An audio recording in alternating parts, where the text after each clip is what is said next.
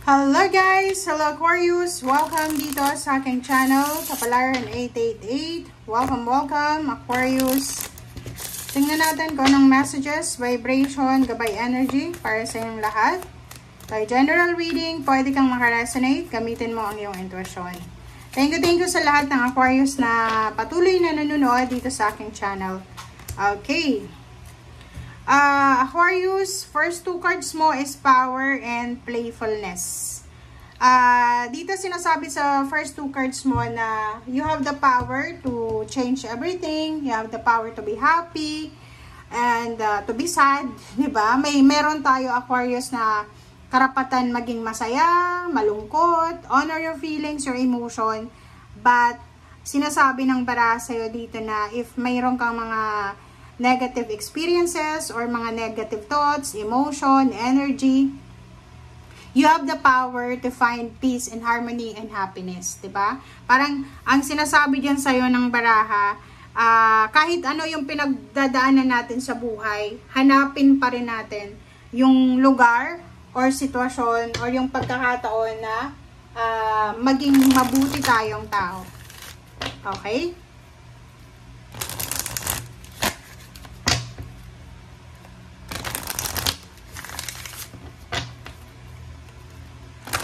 Okay.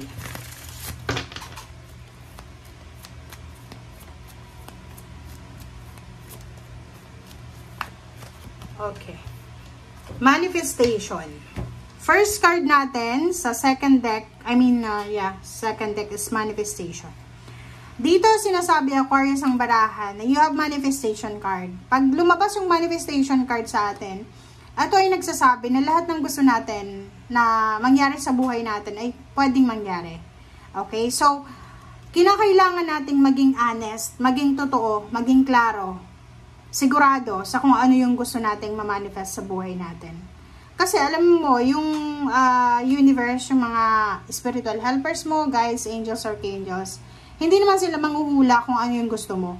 Nakikita, nararamdaman nila kung ano yung laman ng puso mo, but kung hindi natin sasabihin or kung hindi natin kumbaga i-voice out or kung hindi natin ipapaliwanag yung gusto natin, hindi naman automatically na ibibigay yon sa atin. Kaya nga kailangan nating mag-invoke sa angels, kailangan nating mag-pray, kailangan nating mag-manifest, mag-affirm ng positivity or kung ano man positive affirmation, kasi nga kailangan, meron tayong connection sa spiritual world. Parang ganon. So, dito din, sinasabi ng baraha sa'yo na you have the power, you have the energy, you have the power to manifest, and you have the energy to, diba, to choose kung ano yung mga gusto nating mangyari sa ating buhay.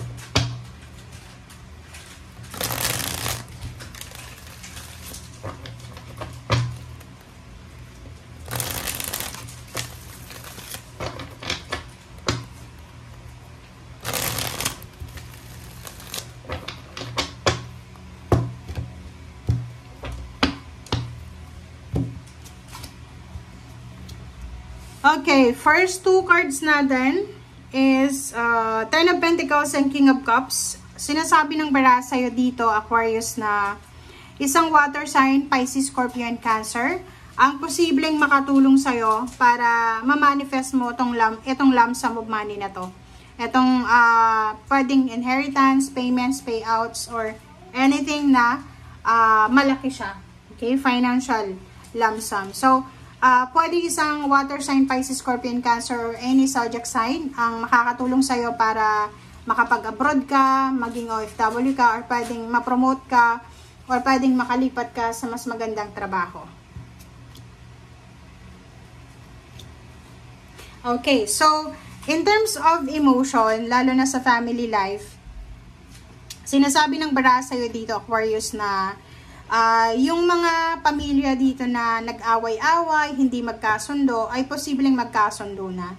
So, yung mga pamilya na dumaan sa sigalot, it's because of pride or mga misunderstanding na yan, ay posibleng maayos na. So, nandito yung Four of Wands, nandito yung Ten of Swords. sinasabi na maayos yung family life mo. Maybe maraming pagkakataon sa past na nasira yung foundation, nag-away yung mag-asawa, naghiwalay, parang ganun. So, sinasabi ng baraha sa'yo dito na wag kang mag-alala kasi kung hindi pa to nangyayari sa ngayon and you're waiting, wag kang mag-alala kasi maayos at maayos ito.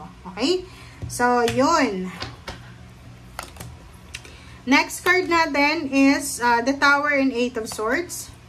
Oh, 'di ba? So, if you are experiencing tower moment, restrictions and kumbaga mga delay sa buhay, sinasabi ng baraha sa'yo dito, lalo sa pamilya, na huwag kang mag-alala. Darating at darating yan sa buhay mo sa mga susunod na taon or susunod na buwan. Ang nakikita ko dito, Aquarius, gustong-gusto niya talaga na magkaroon ng masayang pamilya. Yung may kasal, magkaroon ng anak, magkaroon ng bahay, na sariling bahay niya talaga. Maging masaya yung pamilya niya kasi pwedeng yung pamilya niya away ng away because of money, because of mga obligations or anything na rason, pera yun yung rason. Okay? Dito sinasabi ng baraha, isang desisyon ang gagawin mo. Okay? Isang napaka-importanting desisyon ang gagawin mo, Aquarius, na pwedeng makatulong sa'yo para maayos yung pamilya mo. Kasi kung makikita mo dito, sa lahat ng messages na to, puro pamilya at pera yung sinasabi ng baraha. Problema ng pamilya ay pera. Problema ng pamilya ay pag-aaway-away, hindi pagkakasunduan dahil sa pera. So, dito sinasabi na nakadepende daw sa desisyon mo or desisyon ng bawat isa sa inyong pamilya kung talagang gusto nyong maayos ang pamilya nyo. Eight of Cups, sinasabi ng baraha sa iyo dito na meron sa inyo dito, Aquarius, na gustong-gusto nyo talagang matry yung pagiging OFW. Gusto nyo matry yung pagkakaroon ng, di ba, yung makapunta sa ibang bansa, ganyan, ganito. But ang problema dito, sa ngayon, kasalukuyan, hindi ka makapag-desisyon. Kasi, pwedeng, ang problema ay pera talaga. Hindi lahat ng tao nagkakaroon ng chance na, 'di ba, makapasok sa isang agency na maganda papunta ng ibang bansa. So, yun yung isa yung pwedeng problema sa plano mo.